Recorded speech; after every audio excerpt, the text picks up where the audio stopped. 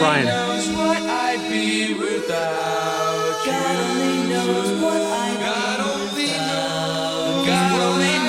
what I'd be without you. Never let it be said that I am a closed-minded person. That was really cool. So Diallo, today on Unsung, we are going to be talking about the late, great Brian Wilson. And we're going to be talking about one of the songs that he wrote that moves me to tears every time I hear it. Every single time. I mean, it's likely to happen today, not just once, but like many times as we deep dive into those stems. I mean, this is an exciting episode because I think that his studio techniques might be one of his biggest legacies, and we've got the stems. We've got the stems. We're going to hear all of the innovations he put into the music, the composition, the arrangement, and the sonics of it all. Many consider this to be one of the greatest pop songs ever written. I mean, it's even Paul McCartney's favorite song, he said many times. So I know Brian Wilson is, generally considered a musical genius. So please don't judge me, Unsung Nation. I've got a big admission to make here, and it's that I've never really gotten into the Beach Boys the same way I've gotten into so much of the other music that I love in life. I love the vulnerability, by the way. Oh, no, seriously, this is me being vulnerable. I know right now I'm literally coming out of I don't know what kind of closet this is, but I have so many friends who I've talked to at length about the Beach Boys. Yes. And I know when they hear me say that I've never really gotten into it, they're gonna be like, who have I been talking to? What an opportunity this is today, then. Maybe things will change. I have literally listened to so many Beach Boys songs. I have tried to understand it, but there's a roadblock there for some of the adulation that they are given. But I think today's episode is gonna possibly make me a fan. I just wanna see if I can hear what everyone else is hearing. So we're talking one song, and today that song is God Only Knows by the Beach Boys. I'll make you so sure about it. God only knows what I'd be without you.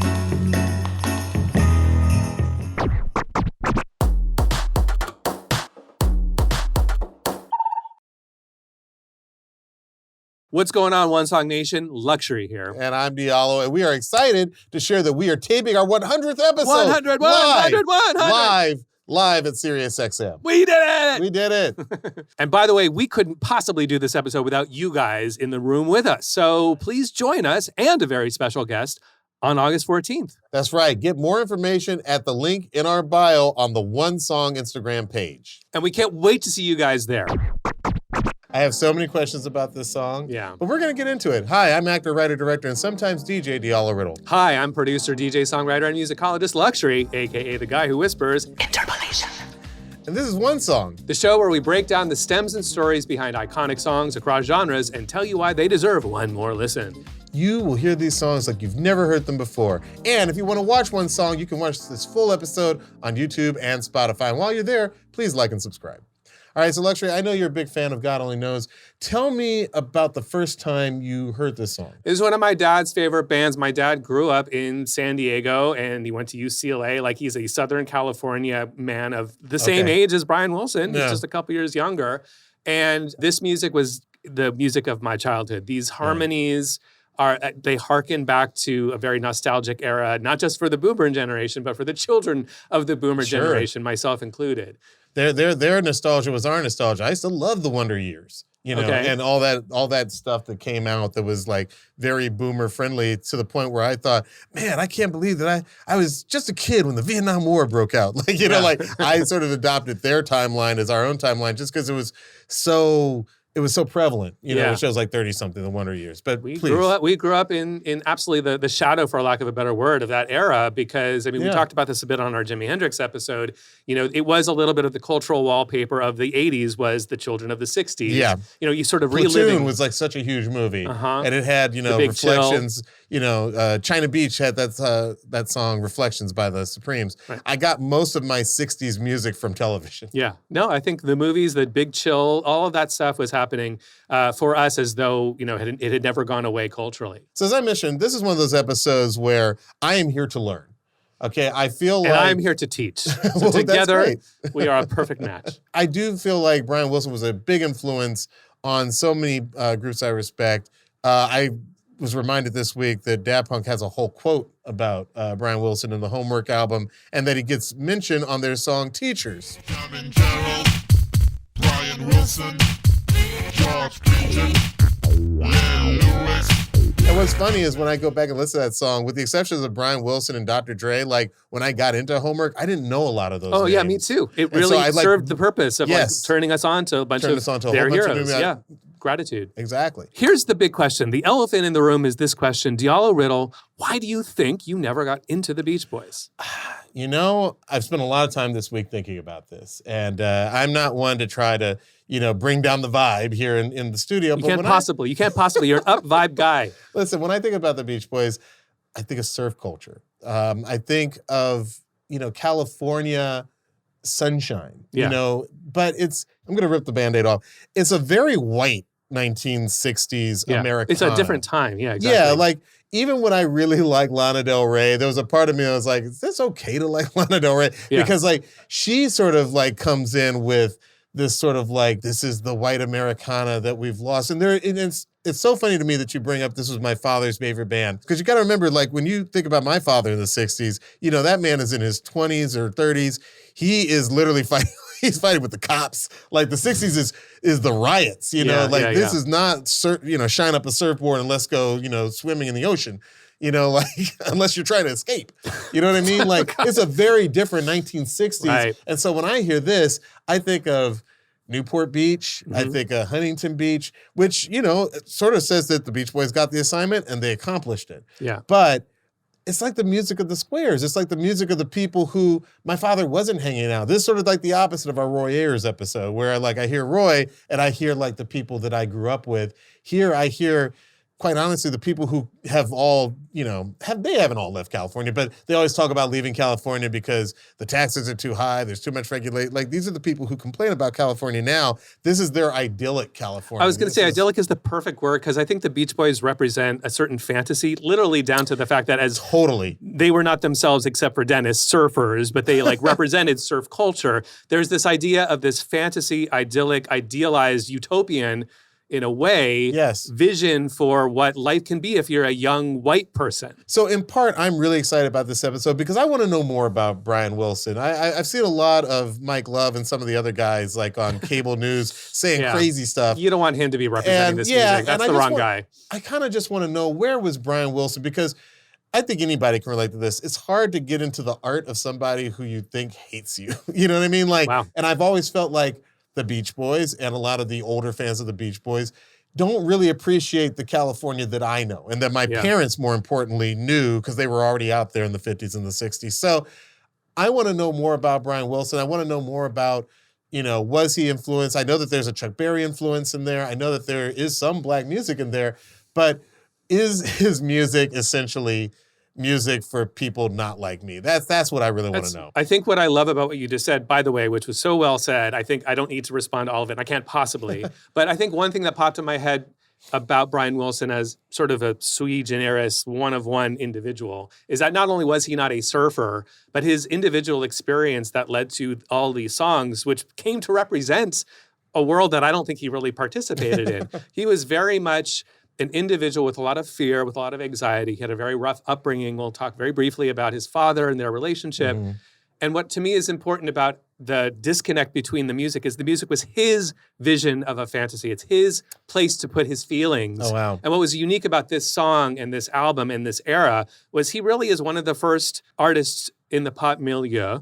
I'd put the Beatles and the Kinks, they're all kind of taking from the same well here, of bringing a next level of emotionality into pop music. It's not just the sounds, and that is a big part of it. He brought new sounds, but he also brought new emotions into it because his individual experience was very tortured. He had a very challenging upbringing. Well, let's talk about that upbringing. Let's just jump into it. So the Beach Boys form in 1961 in Hawthorne, California, which for those of you not in the Southland area, it's near LAX. It's not the beach. Brian's born in 42, his brother Dennis in 44, and his third brother, Carl, in 46. The three of them get together with their cousin, Mike Love. His mother is their father's sister. And Al Jardine, a friend, and the five of them form this band, the Beach Boys, No access to the beach directly, but Dennis is the only surfer in the crew. I will say Hawthorne is not necessarily a beach community. Did they form the group or were they like pushed together by like their father? In brief, the three brothers are at an early age. They are singing together. It sounds like under Brian's auspices, but also Murray, their father, is a musician himself. So clearly there's some influence going on there. Yeah. To what degree it's a Joe Jackson kind of thing is unclear, but there is definitely— You know what I was thinking. There is definitely violence in the household. There are some really harrowing tales that Brian tells and are corroborated by the brothers of basically they're all terrified of their father. And the father is, for a while, their manager. Mm-hmm. He was abusive to the point of apparently hitting Brian, causing the loss of his hearing in his right ear. And it should be said that they finally fired him in 1966, but he continued to be their father, right? So there's still this sort of father, right? There's this interplay that's challenging. He owned their publishing and undersold it. He sold their publishing from out their noses without telling them and without their approval. He sold it in 1969 for $700,000. Can you imagine the Beach Boys catalog, including all of the songs on Pet Sounds and this song we're talking about today, for $700K? Later in life, Mike Love said that the group had signed away their rights to the songs under duress and that the lawyer was involved. There was this big intricate scheme to defraud the band. Yeah. All kinds of ugliness going on there. But that's the origin. That's sort of Brian Wilson's origin story, is he comes from under the thumb of this abusive father who literally took his hearing away. Yeah. But that's an important thing to take into consideration as we talk about the Beach Boys and Brian Wilson. Despite those challenges, these guys are basically a hit-making factory. They have songs that top the charts throughout the first half of the 60s. That's right. The Beach Boys had a string of hits from 63 to 65. String of hits. Put them on the top of the charts with songs like Surfin' USA. I love the title Surfin' USA because it's almost like, hey, let's take two things that our audience likes and let's put them together. It's like birthday sex. Yeah. When that song came out, I was like, that's the perfect title. People love both of these things. Surfin' USA. Yeah, dude, wasn't there some legal beef with Chuck Berry over Surfin' USA? Yeah, not only were early Beach Boys songs influenced by Chuck Berry songs, in certain degrees, they are Chuck Berry songs. So case in point, Surfin' USA is a song that sounds like this.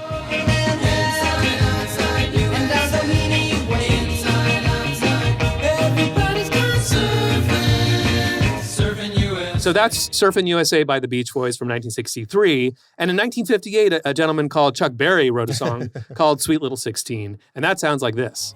All over St. Louis and down in New Orleans, all the cats wanna dance with Sweet Little 16. It is the same melody, and they do both call out the cities. They do the city call out, which is the origin in Brian's telling of why he wanted to do the song. In Brian's own words, I was going with a girl called Julie Bowles, and her brother Jimmy was a surfer. He knew all the surfing spots. And I thought to myself, wait a second, what if we put surf lyrics to Sweet Little 16's melody and called out all the surfing spots? Well, at least he was honest. At least he was honest, maybe a little too honest.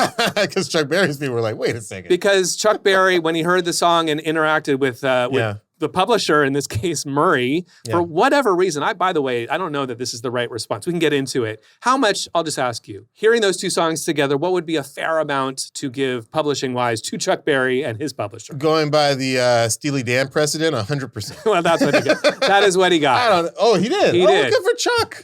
Well, call him up. Let's get, what? That feels a little unfair to me. He's not?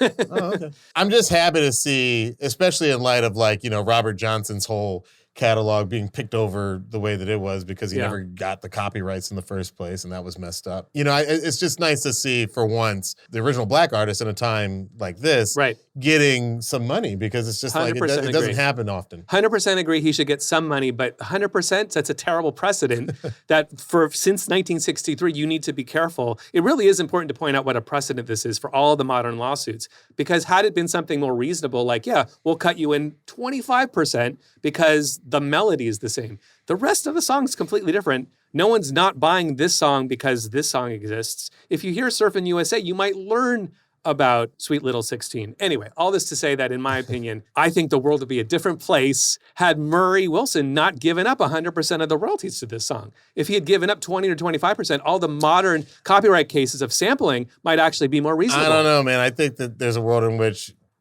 Chuck Berry gets 20%, and then 20%. And then they start whittling it down to where, I just worry about, we've seen it so many times on the show, black artists not getting the money or the acknowledgement. Yeah. But that didn't happen in this case. So Chuck Berry gets 100% of the publishing, and then I think he gets a songwriting credit, does he not? Not only does he get a songwriting credit, he is the sole songwriter of Surfin' USA, which is crazy to me. From 1966 onward, if you buy any compilation or album with the song on it, you'll see that it's written by Chuck Berry, which again, it is not. Chuck Berry deserves to get some money, or his estate does, his publisher does. But in my opinion, to me, it's really landing for me right now how crazy of a precedent this has set. And it's a terrible one. So that's the Beach Boys leading up to Pet Sounds, but we're here to talk about God Only Knows, which is on their 1966 album, Pet Sounds, which I've heard so much about, and I've actually listened to the album at length. But tell us, what set Pet Sounds apart even before they got in the studio? Yeah, the Beach Boys are touring all over the world. They're on a big world tour. They're in Japan. They're going to Hawaii. But Brian's not part of the band. He stayed home to focus on writing new material because they need new material. You can't do that on the road. So actually, interesting fact, Glenn Campbell takes his place in the band temporarily on tour. And then he's replaced by Bruce Johnston, who's an unsung hero of this episode. We'll be talking about him more a little bit later. And listen, it should be mentioned that at this point, Brian literally has a very major undiagnosed disorder called schizoaffective disorder. He's experiencing it without knowing what it is and without obviously having any of the emotional support to help him through it. He has yet to meet one of the many people like Dr. Eugene Landy many years later who questionable role in his career. But at this point, he's on his own handling the voices in his head quite literally. And I think that the tours of that period are just grueling in general. You always hear that, like Ringo, I think famously said something like, people use the Beatle concert coming to town as an excuse to go crazy. Oh yeah, the Beatles stopped touring because they couldn't hear themselves when they played live. They had these tiny little early 60s amps and these giant stadiums filled with screaming girls. Didn't work. So much like the Beatles are going to make the decision around this time, he decides he's no longer going to be on tour. That's right. An interesting kind of fun fact, which I only just learned preparing for this episode, there is sort of this received idea, which is deservedly so to a degree, that Brian Wilson is a genius. Well, did you know that the reason why we have that phrase in our heads is because the Beach Boys hired the Beatles publicist Derek Taylor to put ads in newspapers saying Brian Wilson is a genius. Oh, wow. It actually was a publicity campaign to sort of separate Brian from the rest of the Beach Boys, to sort of set up the solo career and sort of the name recognition that we now have for him. And that's happening in this period. So there's already the separation happening. Brian from the rest of the band, new ideas are coming into his head for various reasons, apparently. Some of them related to sound. And I mention that because the reason why the album is called Pet Sounds is because Brian was very driven by sound. He was obsessed with trying to capture certain sounds, and the album was intended to be a compilation of his favorite sounds. He also very specifically talks about how in this moment he wanted to make an album that was about spiritual love, which is such an interesting, what does that mean? I mean, I will say based on the Beach Boys material I've been exposed to, especially on Pet Sounds, it does have this almost choral quality. Yes. It's obviously doo-wop influenced, like we said, but it's almost like the choir of the Church of California. Yeah. It definitely has that spiritual quality. This album just seems to heighten it and turn it up by a great degree. I'm glad you mentioned doo-wop because it actually harkens back to sort of what precedes doo-wop. And you mentioned it, the chorale singing, it's church. Yeah. A lot of what we hear in the music is church-like for a couple reasons. One, because of the vocals, because they're using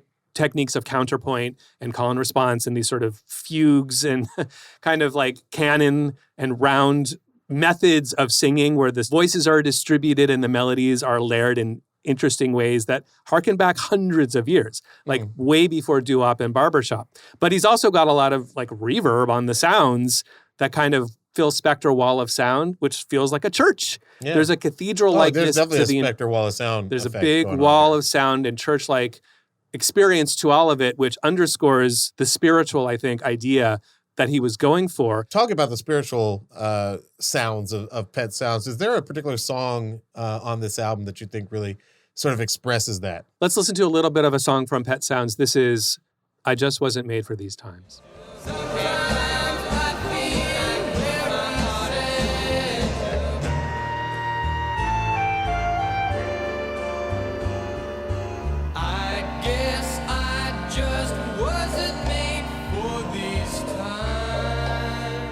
I'm basking in the emotional afterglow of that because it's devastating. It's like a really powerful song. Right. It's very hard to unpack after listening because it does that thing that music does, which is I'm in it.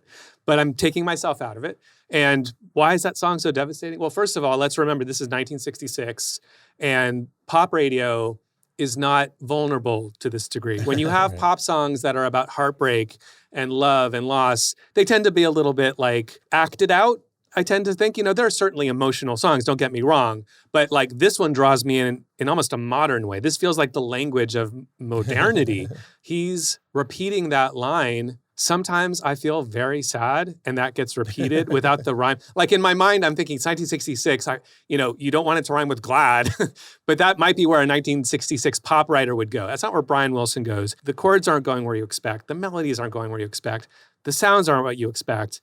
And the overall effect is, it just is devastating to me. That's the only word I can give you for so many of the songs on this record. And when I say devastating about a song, it's just powerful, and it impacts me and makes me feel what the pain of the singer, the pain of the writer. Emotional.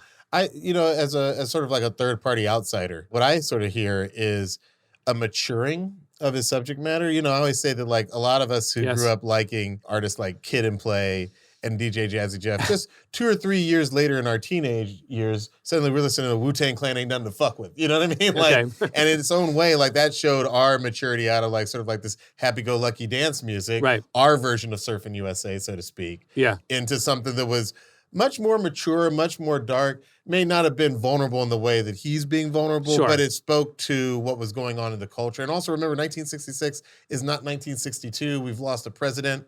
We started a war. He's very much a part of his generation. He's giving voice to what his audience might have been going through. And yet the song is called I Just Wasn't Made for These Times because he feels really isolated from the beach culture that he sees happening and he's helped create the mythos as, but he is not part of it. We don't know it's not who he is. We don't have him to ask. Maybe some of the listeners will know. Maybe you'll know.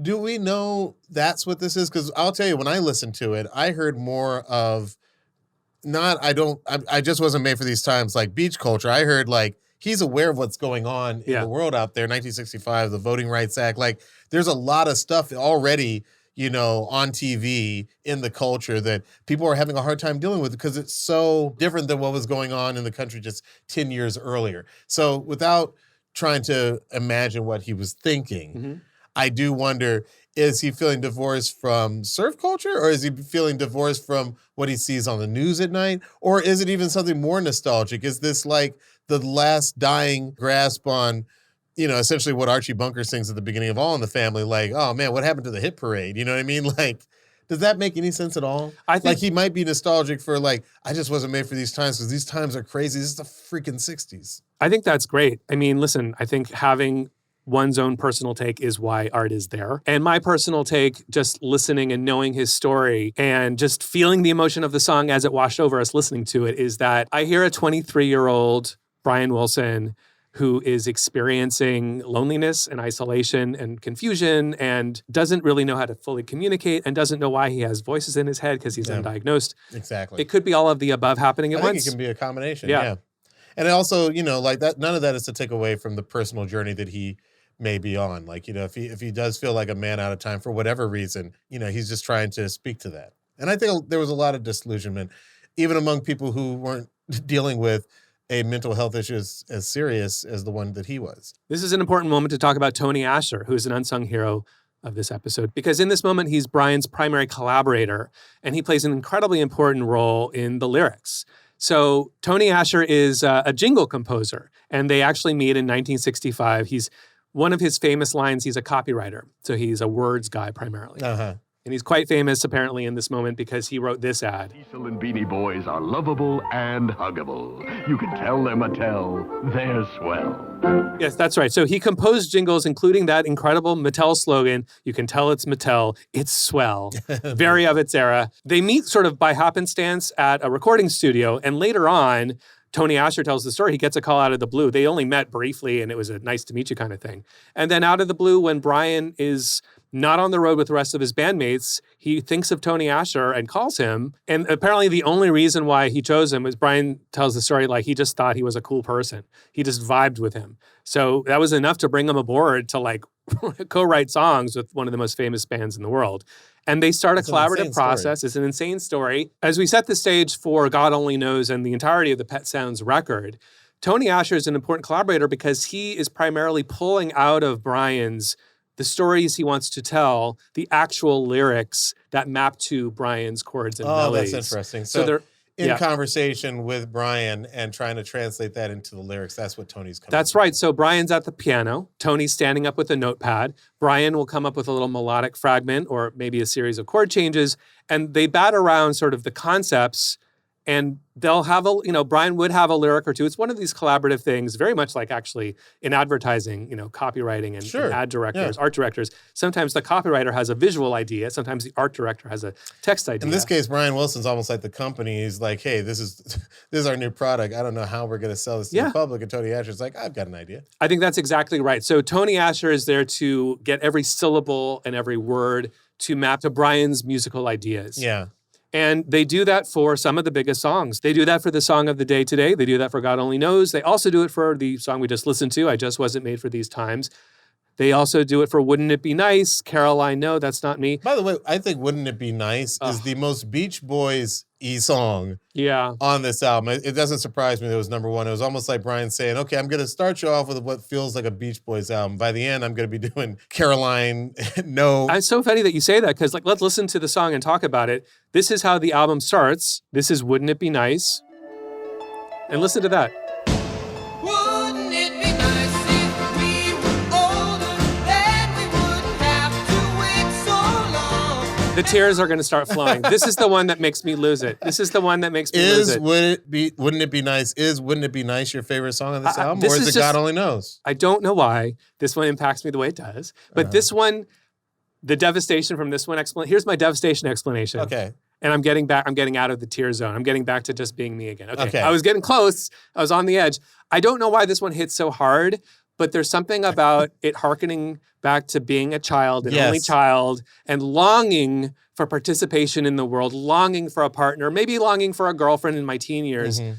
It's a beautiful story. Partner. Podcast partner. You didn't even know what a podcast was, but you're like, I need somebody sitting across from me. I'm a lonely guy at heart. Listen, it's true. I am an only child, and there's something really truthful about that. So I respond very, very powerfully to songs about solitude. This song is about, wouldn't it be nice if we were older? We didn't have to wait so long. I can still identify with that 13-year-old who is just like, when am I going to have a collaborative partner in life, in podcasting, in marriage, in all things? Yeah. I definitely respond to this song lyrically, but also it's just like all things Brian Wilson and the Beach Boys. The melodies are devastating. The sounds are devastating. The chord changes are surprising. But also Tony Asher's lyrics are. But that's, to me, maybe the biggest revelation of preparing for this episode is, yes, Tony Asher has put together lyrically a lot of what the emotional impact of these songs are. Yeah. So definitely, and Brian Wilson gives him all the credit in the world. It's Brian's story being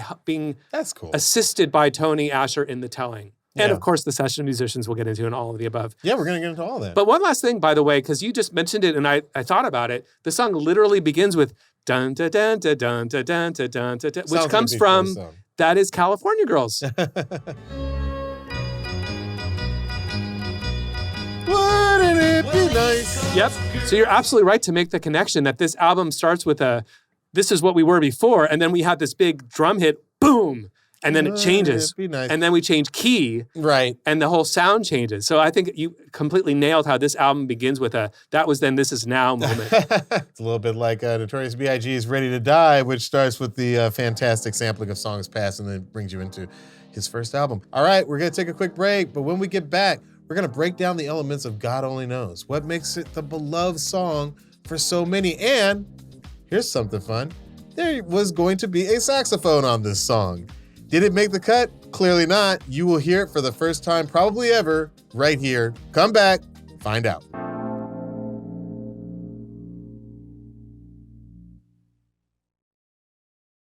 Fellas, Smooth Sax Summer is officially in season, so if your grooming game's been a little wild lately, this is your sign to tighten it up, downstairs and beyond. And this year, it's not just about staying smooth, it's about doing good too.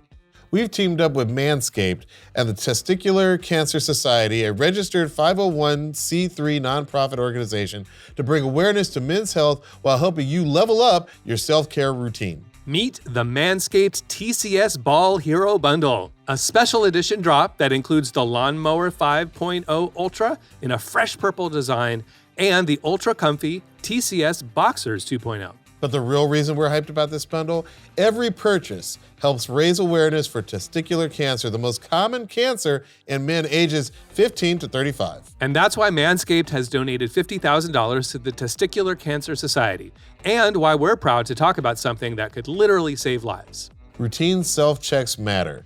Early detection matters. And talking about it, that matters most. Join the over 12 million men worldwide who trust Manscaped, and use code ONESONG for 15% off your entire order at manscaped.com. If you want to look good, feel good, and do good, grab the TCS Ball Hero Bundle while supplies last. Get 15% off your entire order with code ONESONG at manscaped.com. Visit manscaped.com/TCS to learn more about how to check yourself or make a donation to @TCS Society today to save lives. Hey guys, Luxury here, and as summer is winding down, if you can believe it felt like such a fast summer. How is it already coming to an end? In any case, you can get back into that routine you love, the post-summer routine, with Wayfair. From bedding and linens to storage solutions for every room in the house, Wayfair is your one-stop shop. Refresh your workspace with desks, bookcases, and office chairs for way less. Or make weekend dinners a thing again, that's right, no more ordering out every night, with quality cookware that makes mealtime a breeze. I myself got a whole bunch of outdoor stuff, not just tables and chairs, but Wayfair has like steel gazebos, gas grills, and storage sheds. It's really a full-service thing for outdoors as well as for indoors. That's right, Wayfair has everything your home needs this season. Their huge selection of outdoor items makes it easy to find exactly what's right for you. There's something for every style and every home, no matter your space or budget. And free and easy delivery, that's right, even on the big stuff. So get organized, refreshed, and back to your routine for way less by heading to wayfair.com right now to shop all things home. That's WAYFAIR.com, Wayfair. Every style, every home. Welcome back to One Song. So Luxury, what can you tell us about the recording of this song? All right, so Pet Sounds is recorded in early 1966 at Western Recorder Studios in Hollywood, California. Initial tracking, it's wonderful. We have all these, like, as I mentioned, extraordinarily documented records. So we know that not only were the instruments tracked on Thursday, March 10th, 1966, but we know that they were tracked from 12:30 a.m. until 4:30 in the morning. So all of the incredible sounds you're about to hear were done in the dead of night. Another unsung hero of this episode is the engineer. We should mention his name is Chuck Britz. He worked very closely with Brian Wilson on many of the Beach Boy records of this era, and he's important because Brian Wilson is the producer, and he's also orchestrating and arranging all the parts. Right. He's singing, is he playing instruments? Brian's not playing any instruments on this record. In fact, none of the Beach Boys are, except for one, and we'll get to him in a moment. They are working with a group of between 20 and 23 very talented session players, many of whom formed a group you may have heard called the Wrecking Crew. Now, I should say... This is not the Dr. Dre world-class Wrecking Crew. It's not the world-class Wrecking Crew, and also it's not a term that everybody in the Wrecking Crew used at the time or likes to use to this day. It's like Soulquarians. Exactly. Carol Kay, famously the bass player in a lot of these songs from this era, was just recently inducted to the Rock and Roll Hall of Fame, and she's opposed to the use of that term. Good for her. So that said, it is a term that other people have used, and it refers to this group of incredibly talented musicians that played on many of the famous songs of this era. I mean, these guys work with everybody. Jan and Dean, Sonny and Cher, the Mamas and the Papas, the Fifth Dimension, Frank Sinatra, Nancy Sinatra. Right. They even work with the Byrds on some of their early stuff. And Ronettes' Be My Baby is, I believe, the Wrecking Crew. Yeah. What that means is that when you hear all the recordings of those artists from that era, you're really hearing the musicians who are also on this song, playing all the parts. It's like the White Funk Brothers. Yeah, that's right. The Motown Funk Brothers. Studio One had a crack team of musicians as well. Lee Scratch Perry with the Upsetters. The list goes on. Yes. So another important and interesting fact is that it was recorded, even though 8-track existed, and this is an incredible multi-track sensation of a really song. Is. The layers are outstanding. They recorded it on 4-track. It was just the preferred method that Brian was used to from his earlier days. So all of the instruments were recorded on 3 of the 4 tracks, and then they bounced it to 8-track to do that huge stack of vocals and a string overdub. But everything else was just recorded to 3 tracks. One last thing that's worth mentioning is that to communicate with the musicians, again, Brian Wilson is the producer and orchestrator and arranger and writer and everything. And he has his good buddy Chuck Britz to make sure everything gets recorded to tape as the engineer. That's a very important role. And the way he communicates with the musicians, I find interesting because he doesn't write music. He doesn't use sheet music. He doesn't, create a score. And according to Hal Blaine, they all had chord sheets. So he would just list what the chords were. And boy, when we get into it, there are some complicated chords. Yeah. And the frequency with which they change is crazy. So the fact that this was all communicated to these 20 plus musicians in a combination of just Brian explaining it in real time with words to supplement just a sheet that had all the names of the chords listed is really incredible to me. All right, let's get into some music. Where shall we start? Well, let's start at the beginning of the song. This is the intro.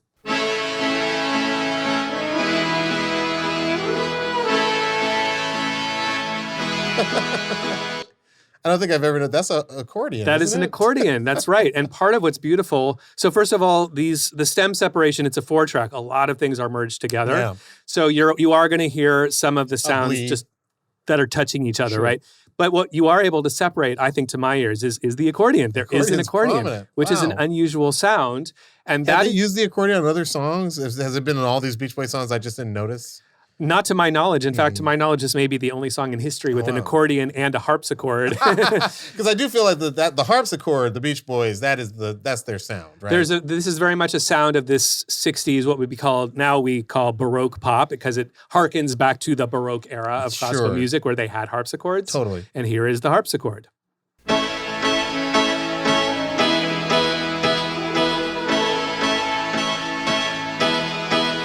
And I should clarify that it's a harpsichord blended with a tack piano, which means kind of an old honky-tonk, picture like a cowboy 1800s. You go to like a saloon and they have like a cheap piano with stand-up piano, right. It's called a tack piano because it has that percussive sound to it. They've actually literally added to the strings these. Oh, so you're saying these are tacks, right? It's not an attack. It's not an attack piano. It's a tack piano. Like an effective form of warfare, but okay. Space it's tack. A tack. Yeah. Which means that it's a piano that they've added actually, thumbtacks or something that makes that percussive sound. So you can hear more high end and more pluckiness, basically.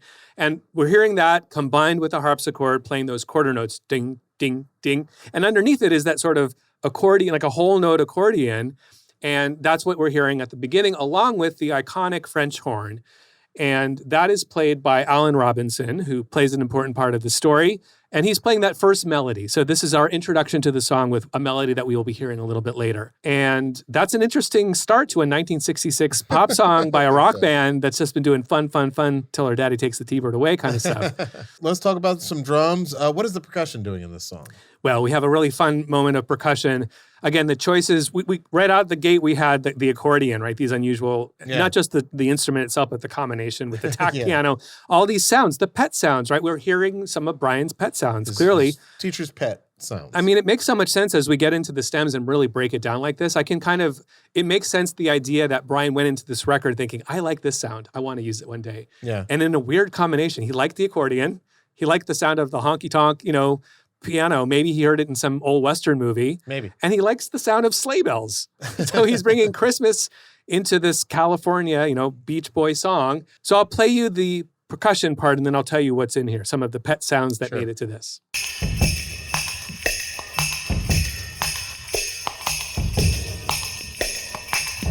Can you guess what sounds we just heard? Sleigh bells. I heard obviously. sleigh bells, yep. Is that a woodblock? It's not, but it's making a sound a woodblock would make. Great guess. It sounds like a woodblock kind of. I love woodblocks, by the way. It's such a hard sound. No, and I'm sorry to disappoint you that there aren't your favorite sound in this song. No woodblocks for you, my friend. So what's causing that horsey clippity clop? So Hal Blaine, who's drummer and the leader of the Wrecking Crew, and is also playing sleigh bells. He's playing a kick drum and sleigh bells here. Oh, wow. And there's this other sound you're referring to, which is Jim Gordon, who is playing 2 plastic orange cups, or quite possibly 2 orange juice cups. It's unclear. The word orange was in several descriptions differently, but he's playing it with a couple sticks, making that clippity-clop sound. You could have only won me more if you had told me they were like Dixie cups being played with snare sticks. What's going on with the keys in verse 1?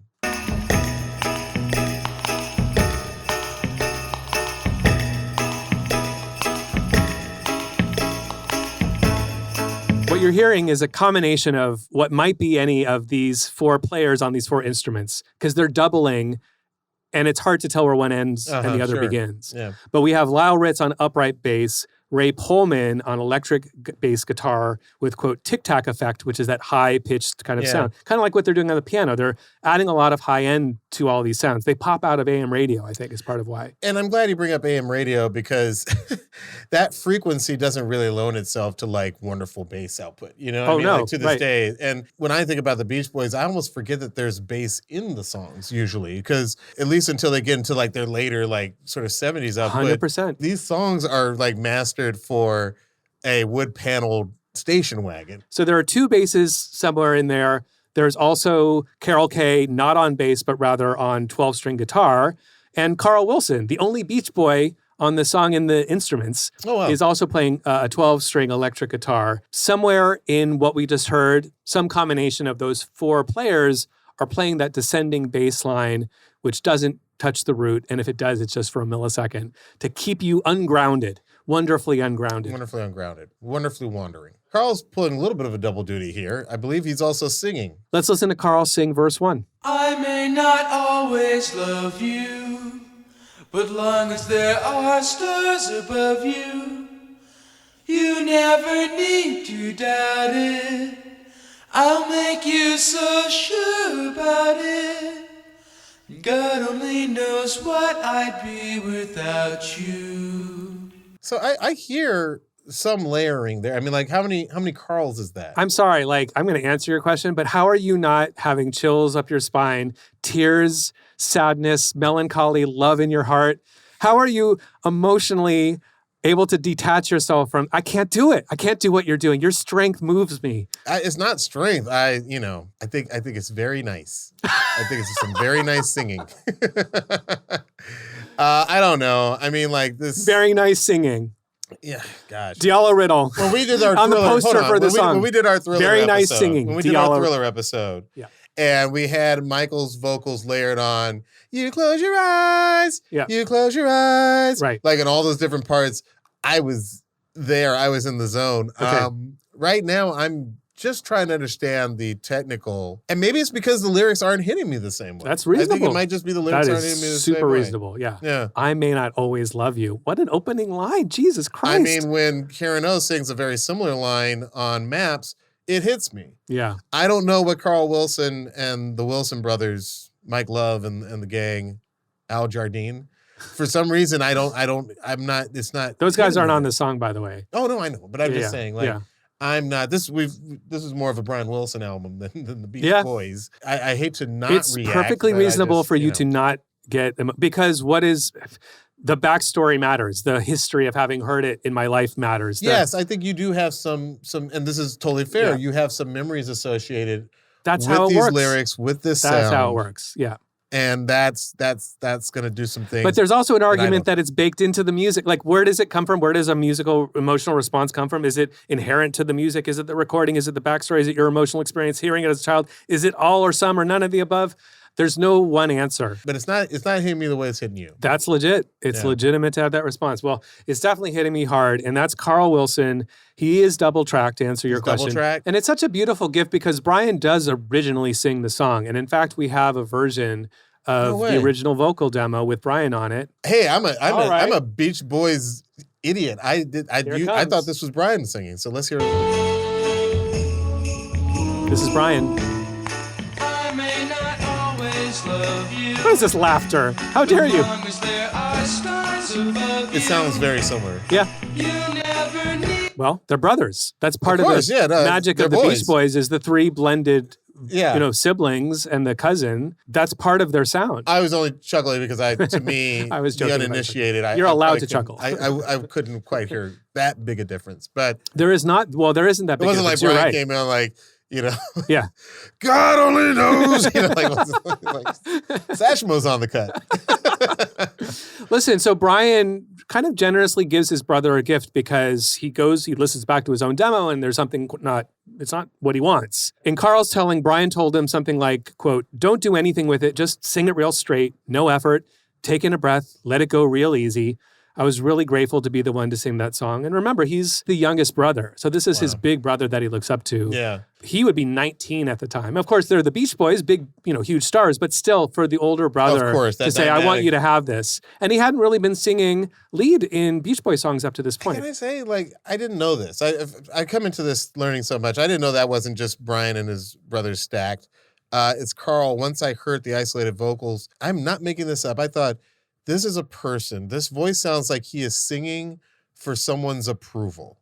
Does that make sense? I was like, I feel like he's singing for you heard that in that? Brian's approval, because I knew once you said it was Carl, I was like, well, so he wasn't the guiding force of the song, and he's not Tony Asher writing the lyrics. Right. I literally heard in that voice, I was like, who's he singing for approval from? Probably from Brian. Yeah. But now that you're saying he's like the little brother, it's even deeper than that. You're absolutely right. Yeah. I hadn't even thought about that connection. Because I have three sons, and I watch the dynamic play out when you never need the youngest wants the oldest, or even just the middle child's approval. That's a real thing. You never need to doubt it. I'll make you so sure about it, Brian, right? He's sort of singing that. A little bit. Yeah. It's not even so much in the lyrics, it's just in the delivery. Yeah. So in verse 2, these strings come in.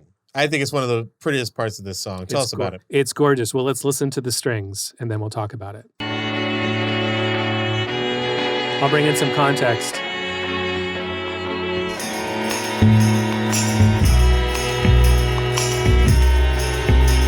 It sounds really wonderful. And Carl Wilson also singing some great lyrics in this verse as well. Can we hear some of those lyrics from verse 2?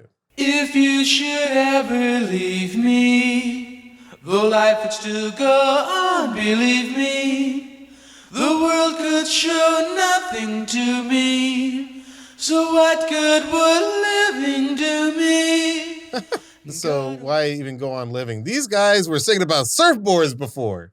What happened? Big change in subject matter. Big change in subject matter. I honestly wish they would just take one line from their first album, then juxtapose it immediately with a line. Be like, hey, the sun was great, but I'm thinking of death. I wish their change had been more immediate. I mean, the elephant in the room with a line like that, is it about self-harm, or is it the language of just exaggeration in terms of the for the purposes of telling a love story? Yeah, I mean, but he is basically saying, if you leave me, I don't know that I would want to go on living. Yeah. That's pretty extreme. But then he's, life would still go on, believe me. He's like, look, if you would ever leave me, so you're like, oh no, something bad's going to happen. Then he's like, he hedges it a little bit, yeah, life would still go on. But the world could show great. Yeah. nothing to me. So and then what would be the point? So he's kind of back and forth about. You're right. He's teetering on the edge a little bit. Yeah. It's so wonderfully hard to find a singular emotion about this song. There's 20. So it's a happy song, a sad song, an up song, a down song, a major key, a minor key. There's a lot in this moment. Part of, I think, the power of it is that it isn't simplified. It's not, again, going back to fun. We're long past that simplicity of emotion and simplicity of lyrical content. Even though time-wise, we're only 2 years past fun. A lot happens between 64 and 66. And maybe between age 21 and 23. I mean, yes, the career is progressing. His life is progressing. His independence, from his own father, being under the wing of the manager, father, abusive, all of that is... A lot has changed in a couple of years. Absolutely. All right, what can you play us from the interlude? We've just had a pretty standard song structure. I mentioned it's a short refrain instead of a full chorus. But now we come to the first, quote unquote, really weird moment. This is part of what makes this song such an unusual song, is that we have this 4 bars where it doesn't change the tempo, but the feel changes, because suddenly we have these syncopated parts. I'll play them for you now.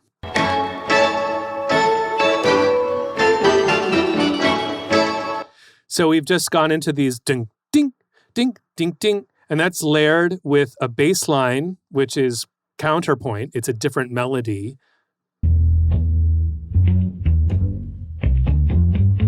So I'll put those together.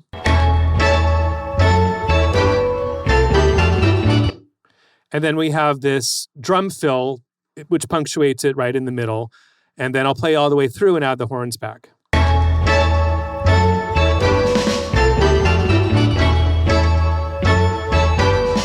Man, if you had some hi-fi stereo equipment in the 60s, maybe you'd heard that. I have never heard that underlying That bass line, right. Isolated. Yeah, that sounded great. Can we actually hear that one more time? Just the bass? Yeah, just the bass. The bass is kind of the best part, isn't it? And again, this is some combination of those 4 instruments playing the same part.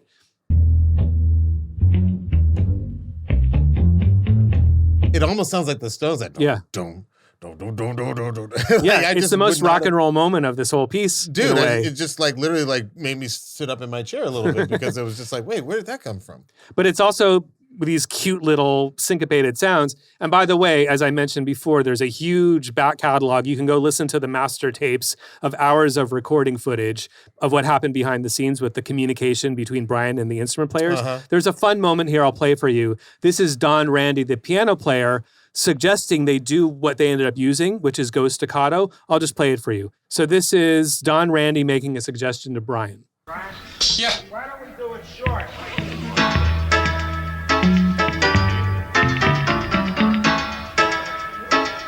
So that's him playing the tact piano and showing him his idea. So this just gives you just a moment of insight of the dynamic between Brian and his players, where he's listening to their input, they're making contributions, and that 4-bar break became this iconically staccato ding, ding, ding, ding, ding, because of that suggestion we just heard. Yeah. Lots of wonderfully archived footage of the interplay between the band talking to Brian and how they came up with some of these ideas. Lots of early takes, etc. You can listen to all of that. It's available on Spotify, etc. Also, what you can hear is that the original version of the song had a sax solo. Wait, you're saying there's a saxophone on a Beach Boys cut? I did not see this There was originally a sax played by Jay Migliori. Here's a baritone sax overdub, and let's see if we can decide whether they made the right call by taking it off.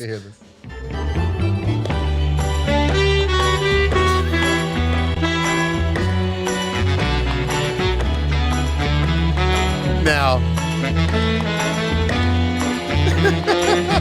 you're not feeling it? Listen, when Eddie Murphy played the 5th Beatle named Clarence, the saxophone playing member of the Beatles, I gotta imagine that this, all you Eddie Murphy fans heard what I heard. This is Clarence's genius once again being rubbed out by those other musicians in the 1960s. That is hilarious. I think they made the right call, but give Clarence his due.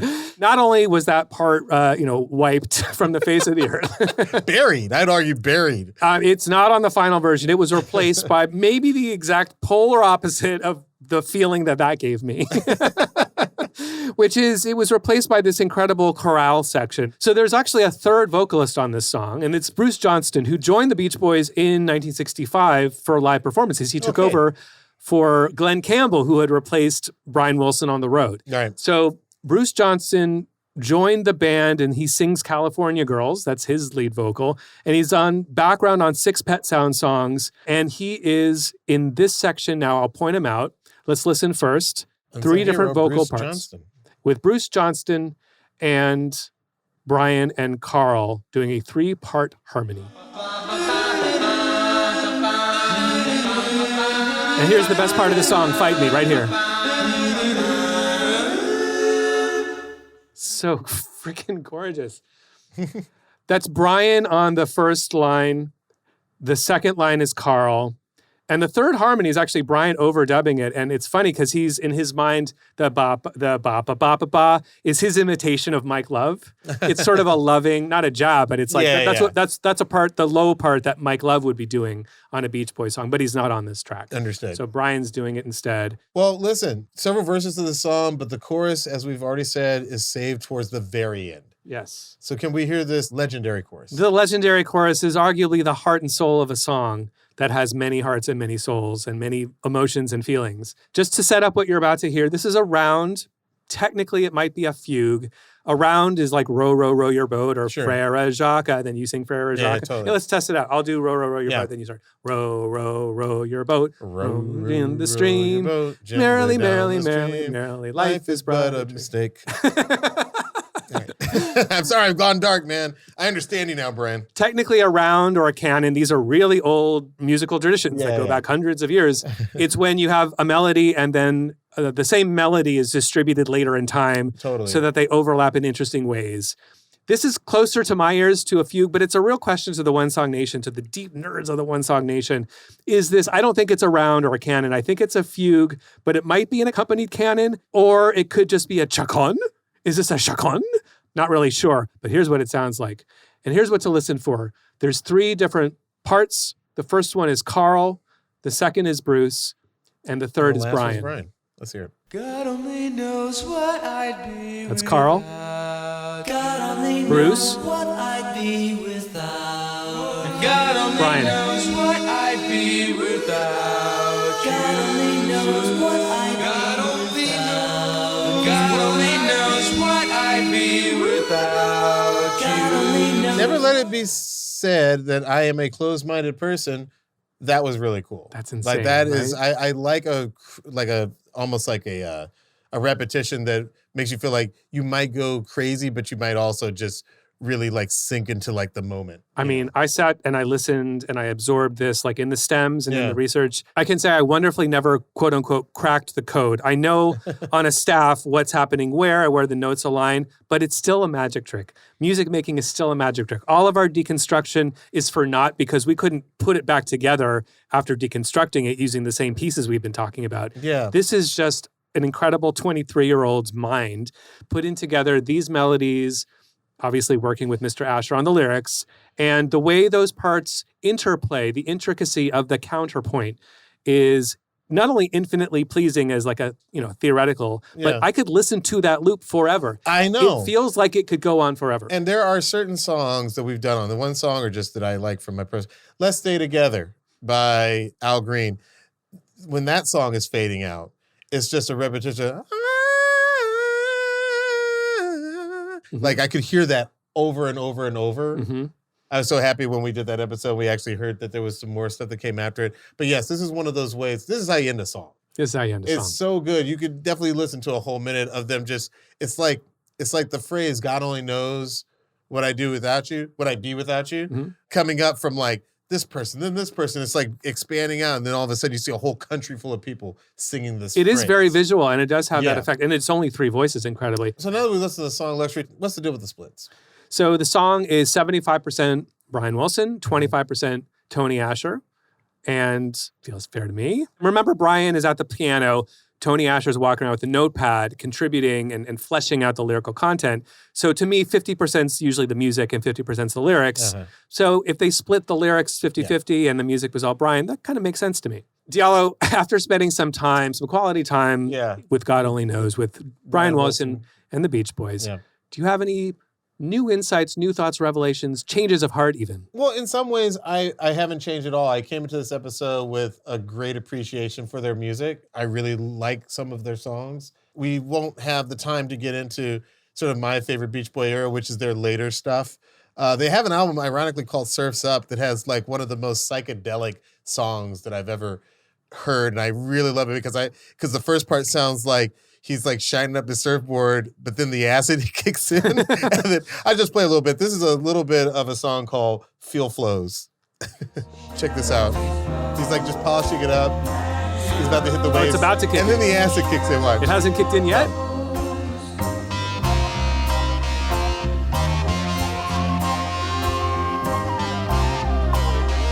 By 71, they had definitely they still had like some of those things, like there's still a harpsichord there. I can still see the sun going down over Newport Beach. Yeah.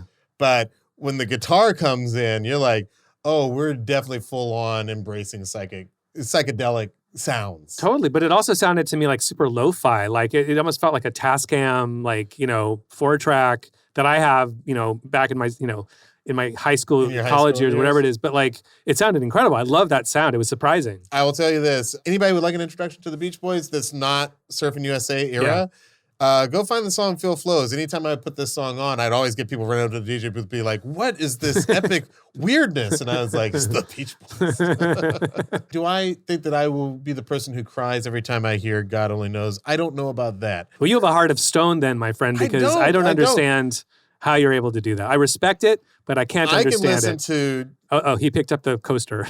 I'm in trouble now. I think that what God Only Knows is for you. I have any number of songs, and we've played some of them on this show. Jodeci singing Lately on MTV Unplugged always gets me. Okay. Okay. That's your puddle song? Puddle of Tears? I don't know if it's my puddle song, but when I hear it, I hear human vocal accomplishment that I do not dare aspire to. Okay. You know what I mean? Yeah. And I probably have that feeling. So your Brian Wilson is my JoJo and Casey. That's all I'm saying. But I think that's what makes the show fun is that, you know, you can always bring to the show exactly what you know and what you love. And there's no judgment. Yeah. I love that. Well, there's a little judgment. Let's face it. I'm judging you a little bit right now. Can I ask you about the legacy of God Only Knows? How did the public react to this show? How did they react to this song, to this album? Was it like, at the time, sort of like a low point commercially, and then they got them all back with Good Vibrations? Like, what happened? So interesting. It only got as high as 39. It barely made the top 40, in other words, in the US. But it did hit number 2 in the UK. And of course, over time, grows to become this canonical, iconic, important song, right. Paul McCartney's favorite of all time. And we keep mentioning Paul McCartney, but there's a list of 50 other iconic musicians who also name it in their top 3 of all time. We knew nothing would ever be the same. Nothing would and ever be groups the same. stopped touring the way that they had been touring because they were like, you can do so much in the studio that you could never hope to replicate on a stage in 1967. This is happening in parallel with the rise of George Martin and the Beatles doing their studio trickery too, and converting themselves to being more of a recording entity. And I do think the UK are really great tastemakers because the same way they saw what was special in Pet Sounds, and then it sort of made it back to the US. In that sense, I mean, like you can think about how they saw what was special about Jimi Hendrix, and then he was able to come back to the United States. Right. Like in some ways, they were great tastemakers during this period. Right. And we've done that in reverse sometimes. Go back and listen to our Radiohead episode, right? They get famous in America and then go over to the UK. And it happens like this in so many... The Killers is another example of a Beach Boys phenomenon, right? Oh my God, the Killers are so American. The exchange between our cultures is a magical thing. Well, listen, one reason we did this episode is because Brian Wilson passed this year. Ironically, he was 82, just like Sly Stone. So we lost 2 giants born the same year. Both, helped define the sound of their generation. Both, had to struggle so much with addiction. And yet, here we are in this year, and both finally checked out, and we will be missing. But both will leave an undeniable legacy with the music that we continue to listen to. I will say, like I said, I came into this episode liking the Beach Boys. I continue to. Yeah. But I'm going to explore more. You're inspired to find some more? It's Absolutely. A deep catalog, man. It's a deep catalog. Not only do they have I don't even know. It's like 30 albums. How many dozens of albums they have, but there's so many B-sides and reissues with outtakes and such. You can get lost wonderfully swimming through this incredible catalog of music. Well, let's do some wonderful wandering. All right, Diallo. So it's time for one more song. Woohoo! The segment where we share a deep cut or a hidden gem with you, the One Song Nation. And with each other. Diallo, go first. Well, look, I mean, because we've been talking about the Beach Boys today, I am going to say my one more song is one of the most hated Beach Boys songs of all time. Wow, I can't wait. It is from their L.A. album. Yeah, they had a song called they had an album called L.A., the Light album, also known as. And here's their foray into disco, which I'm a fan of disco. It's going to be good. Or will it? Here Comes the Night by the Beach Boys. Oh, I think I have this 12. Oh, vocoder? What? So here's Sounds what like I'll Marauder, Georgia Marauder. Dude, I'm telling you. Here to they eternity. were living in L.A. Yeah. By the way, I could have picked a number of songs that Dennis Wilson released solo as well, because I think he had an amazing solo stuff's great. Solo album. But I just kind of wanted to pick this out, not even to troll real, the average Beach Boys fan, but this is a song they're never going to do this one in concert. You will only hear it here at one song. It just goes to show once again that I do like stuff that's drivey, probably more drum driven, and a little bit of aggression. But this is I think this is actually an underrated disco song. Here Comes the Night. That was great. I wanted to hear the rest of it. What's your song today? All right, Diallo. My one more song is by Psychic TV. Okay. Genesis Peorage, who passed maybe a couple years ago now, formerly of Throbbing Gristle, did a cover of Good Vibrations. Wow. Which is an incredible take, which I play often in my DJ sets, and emphasizes the best part of that song, which is the da-na-na-na-na-na-na-na. Here we go. Da-na-na-na-na-na-na-na emphasis.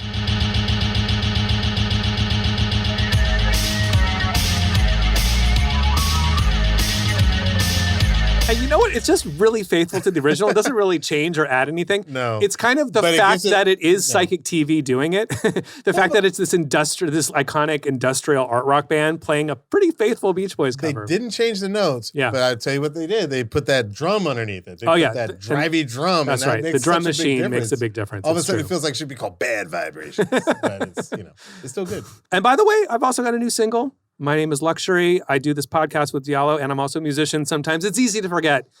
And my new single is called Bad, with an exclamation mark. Bad. There we go.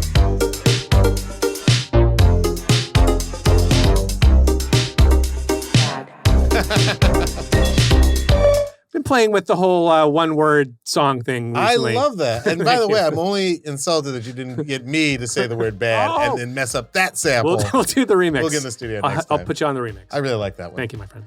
As always, if you have an idea for one more song, you can find us on Instagram and TikTok. You can find me on Instagram at Diallo. That's right, on Instagram at Diallo, or on TikTok at Diallo Riddle. And you can find me on Instagram at LUXXURY, and on TikTok at LuxuryXX, and on Spotify at LUXXURY, where the music lives. And you can also follow our podcast, One Song, at One Song Podcast on Instagram and TikTok for tons of exclusive content. You can also watch full episodes of One Song on YouTube and Spotify. Just search for One Song Podcast. We'd love it if you'd like and subscribe. Also, be sure to check out the One Song Spotify playlist for all of the songs we discuss in our episodes. You can find the link in our episode description. And if you made it this far, we think that means you like the podcast. So please don't forget to give us 5 stars and leave a review and share us with someone who you think would like this show. It really helps us keep it going. It really helps keep the show going. What's not to like? We do a good show. We put a lot of work into it. I think it's decent. Hey, you should subscribe. You should tell your friends. Luxury, help us in this thing. I'm producer, DJ, songwriter, and musicologist Luxury. And I'm actor, writer, director, and sometimes DJ Diallo Riddle. And this is One Song. We will see you next time. This episode was produced by Melissa Duenas. Our video editor is Casey Simonson. Our associate producer is Jeremy Bimbo. Mixing by Michael Hardman. And engineering by Eric Hicks. Production supervision by Razak Boykin. Additional production support from Z Taylor. The show is executive produced by Kevin Hart, Mike Stein, Brian Smiley, Eric Eddings, Eric Weil, and Leslie Guam.